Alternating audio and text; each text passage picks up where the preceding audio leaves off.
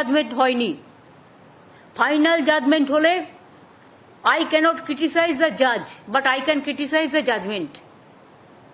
ঠিক আছে, এটা কিন্তু ফাইনাল অর্ডার নয়। ওনারা কিছু সাজেশন দিয়েছেন, ওনারা কিছু অর্ডার দিয়েছেন। সেই অর্ডারটা কালকে আমরা পেয়েছি, কাল রাতে। ওটা নিয়ে স্টাডি করছেন লিগাল টিমের লোকেরা, এবং কেসটা অলরেডি সুপ্রিম কোর্টের কাছে আমরা 3 মাস টাইম নিয়েছিলাম। এবং আমরা যদি দেখি আইনত কোনটা আমাদের শুট করছে, সুপ্রিম কোর্টের 3 মাস টাইম মোতাবেক আমরা কিন্তু কাজটা করেছিলাম। এবং কাজটা গভর্নমেন্ট করেনি, কাজটা করেছে ওবিসি কর্পোরেশন।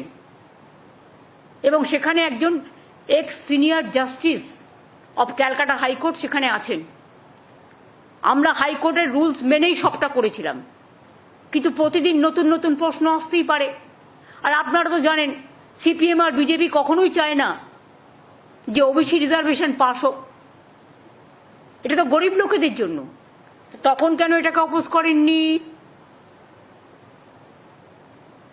সময়ে সাথ দেবেন আর সময়ে মানুষকে অনাথ করে দেবেন, এটা তো হতে পারে না।